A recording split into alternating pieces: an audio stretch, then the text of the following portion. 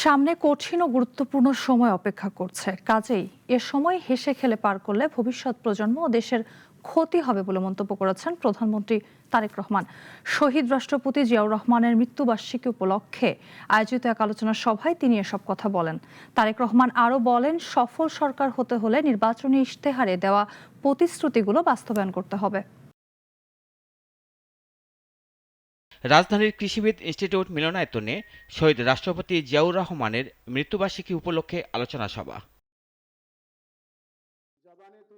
অনুষ্ঠানে প্রধান অতিথি হিসেবে তারেক রহমান পিতার সাথে পারিবারিক জীবনের অভিজ্ঞতা তুলে ধরে বলেন, এখন দেশে পারিবারিক সামাজিক মূল্যবোধ কমে গেছে, তা আবার ফিরে আনার চেষ্টা করছে সরকার।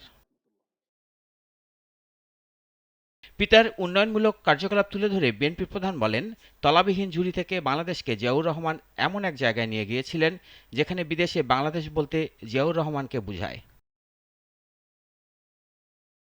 বিএনপির প্রতি দেশের মানুষের অনেক প্রত্যাশা, কাজে সামনে অনেক কঠিন সময় অপেক্ষা করছে বলে জানান বিএনপি প্রধান। আমাদের সামনে প্রথমত একটি অত্যন্ত কঠিন সময় অপেক্ষা করছে। আমাদের সামনে একই সাথে অত্যন্ত একটি গুরুত্বপূর্ণ সময় অপেক্ষা করছে। এই সময়টিতে, এই গুরুত্বপূর্ণ এবং কঠিন সময়ে আমাদের হেসে খেলে চলে গেলে খুব বড় ক্ষতি হয়ে যাবে। ক্ষতি কার হবে?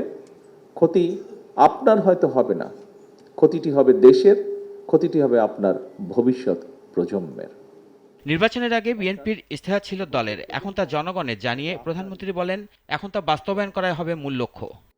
আমাদের সংসদের যে 214 জন এমপি, আমাদের যে 50 জন, আমি সহ 50 জন যে ক্যাবিনেট সদস্য আছেন, আমরা শুধু পরিশ্রম করলেই কিন্তু কার্যক্রমগুলি সফল হবে না।